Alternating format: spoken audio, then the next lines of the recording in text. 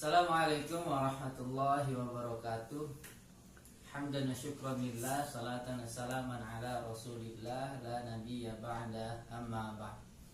Saya An Awaludin dari program studi PBSI yang akan membacakan resume berkaitan dengan linguistik yang mempelajari bahasa sebagai objeknya.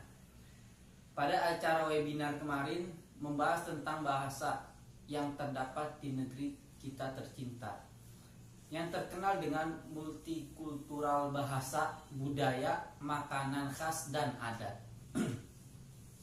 Berdasarkan surah Al-Hujurat ayat 13 yang di dalamnya terdapat penggalan kalimat berbangsa-bangsa dan bersuku-suku. Resume ini bertemakan bahasa-bahasa daerah yang berada dalam suku-sukunya yang berbeda di dalam suatu negara, yakni Indonesia. Yang pertama adalah bahasa Minang. Bahasa Minang adalah bahasa yang biasa dipakai atau yang digunakan oleh orang Minang, yang bisa dikatakan juga hampir sama intonasi nadanya dengan bahasa Melayu Malaysia, tapi berdialekkan o pada ujungnya seperti ambo, apo, ndo, dan juga yang lainnya seperti uda dan waang. Selain memiliki bahasa sendiri, Minang juga mempunyai lagu daerah, diantaranya Kampung Nan Indah di Mato, Berpisah Muka Bukanyoh Bacuni. Minang juga mempunyai kekayaan alam berupa destinasi wisata alam yang makin menambah keanekaragaman negeri Nusantara ini. Di antaranya yaitu Jembatan Siti Nurbaya yang terletak di Jalan Kampung Batu, Batang Arau, Kecamatan Padang Selatan, Kota Padang, Sumatera Barat. Yang kedua, Taman Siti Nurbaya yang terletak di Batang Arau, Kecamatan Padang Selatan, Kota Padang, Sumatera Barat. Minang juga mempunyai wisata kuliner yang khas, diantaranya Culai Itiak Lado Hijau, Keripik Sanjeni Balado, Lamang Tapai, Ayam Singgang, dan Palai Rinua. Selain bahasa Minang, di Indonesia juga terdapat bahasa Jawa. Bahasa Jawa dengan jumlah penutur sebanyak 100 juta dan merupakan bahasa paling populer digunakan di Indonesia. Selain itu juga bahasa Jawa menempati urutan pertama sebagai bahasa yang paling banyak digunakan.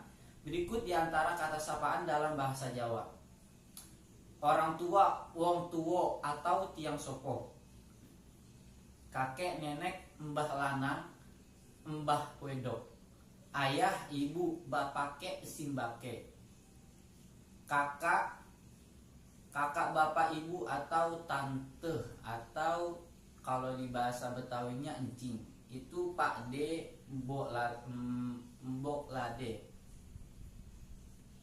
mbok de. Kakak laki-laki dan perempuan, kang, mbak yu, atau biasa kita makainya tuh mbak. Istri, suami, boyoro. Suku Jawa juga mempunyai lagu daerah, diantaranya rek ayorek, dondong opo salak, suwe ora jamu, dan gundul-gundul pacul. Suku Jawa mempunyai daerah yang berasal dari bahasa Jawa, diantaranya Banyuwangi yang artinya air harum, Bojonegoro, Sidoarjo, Situbondo, dan Purwodadi. Makanan suku Jawa atau warga Jawa diantaranya gado-gado, pecel, nasi kerau, rujak, cingur, garang asem. Selain dua bahasa tadi, yang ketiga adalah bahasa Palembang. Mungkin hampir sama dialeknya dengan bahasa Minang, ada o-nya. Di antara bahasa Palembang adalah sebagai berikut: Ayu artinya kakak perempuan, Botino perempuan, Bicek sapaan generasi orang tua yang merupakan adik perempuan ayah atau ibu, Bicak sebutan untuk menyapa kukak, menyapa kakak perempuan atau perempuan yang lebih tua, bibi. Bibi sebutan adik dari ayah atau adik dari ibu. Tempat wisata di Palembang adalah sebagai berikut: Bentang Kuto Besak, Sungai Musi, Museum Sultan Mahmud Bahrudin II, Pulau Kemarok, wisata religi Al-Quran Raksasa yang berada di antara Lampung dan Palembang. Nama makanan khas Palembang seperti yang sudah sangat terkenal di kalangan kita, yakni empempe dan tekoan. Nah, empempe itu ada berbagai macamnya, seperti empempe kapal selam dan yang lainnya. Selain kedua itu, masih banyak sekali di antaranya kerupuk komplang sama dengan pempek. Nah, yang kedua, kue 8 jam. Kue ini dipanggang selama 8 jam seperti namanya. Yang ketiga, mie celo. Dan bahasa yang keempat yang dibahas dalam webinar kemarin, yaitu bahasa Betawi yang memiliki dialek tebal di belakangnya dan biasa digunakan oleh orang Betawi yang hidup di ibu kota Indonesia, yaitu DKI Jakarta. Nyak babe merupakan panggilan yang khas dari bahasa Betawi. Nyak babe, emak, itu sebutan bagi ibu bapak. Di mari, di sini. Iye, iya. Kemana artinya kemana. Encang encing merupakan sebutan untuk saudara kandung dari orang tua, paman atau bibi. Betawi juga mempunyai lagu daerah, diantaranya ondel-ondel, kicir-kicir, ondel-ondel, kicir-kicir, jali-jali, sang bango, keronjong kemayoran. Betawi juga punya jajanan khas, diantaranya kerak telur. Biasanya makanan ini berada pada festival-festival Betawi atau tempat wisata tertentu di daerah Jakarta, seperti di daerah Kota Tua. Jengkol, makanan yang sangat mengganggu baunya tapi mempunyai rasa yang lezat, yang biasanya juga dijadikan pelengkap nasi atau sebagai lauk. Nasi uduk, makanan yang dimasak dengan mencampurkan santan dan rempah-rempah lainnya. Yang keempat, roti buaya. Roti buaya biasanya ada di orang ketika ingin akad nikah. Nah, itu konon katanya melambangkan, roti buaya itu melambangkan kesetiaan, karena buaya itu tidak pernah selingkuh dengan buaya lainnya selain kepada istrinya. Nah, pembahasan kedua ini tentang pantun. Pantun itu termasuk ke dalam puisi lama. Di antara puisi lama adalah mantra, pantun, seloka, talibun, syair, karimna, dan gurindam. Pada seminar kemarin pembahasan tentang pantun. Pantun memiliki beberapa struktur, adalah sebagai berikut. Yang pertama, sampiran, untuk menyiapkan irama dan rima yang berfungsi untuk mempermudah pendengar memahami isi pantun.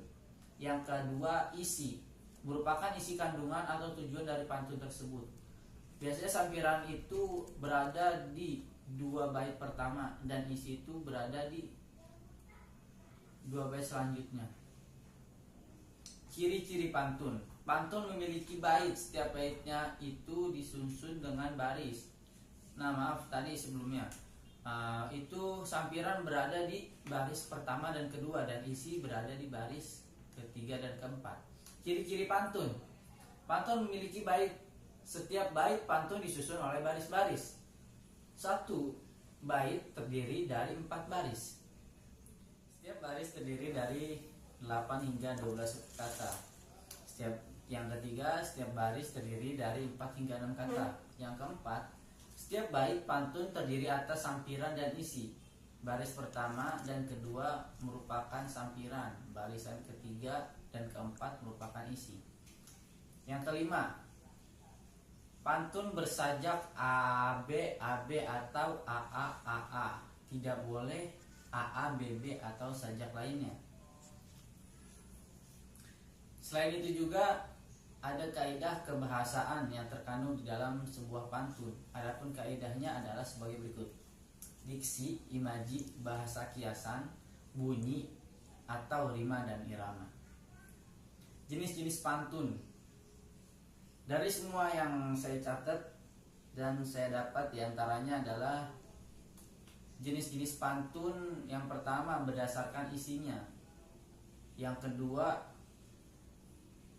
pertama berdasarkan isinya, yaitu pantun jenaka, pantun nasihat, pantun teka-teki, dan pantun kiasan.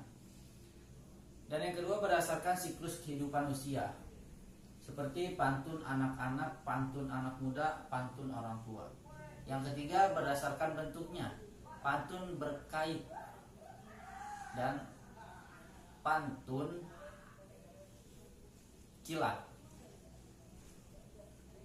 Sekian dari saya. Apabila ada kesalahan mohon dimaafkan. Wabillahi taufiq wal hidayah. Assalamualaikum warahmatullahi wabarakatuh.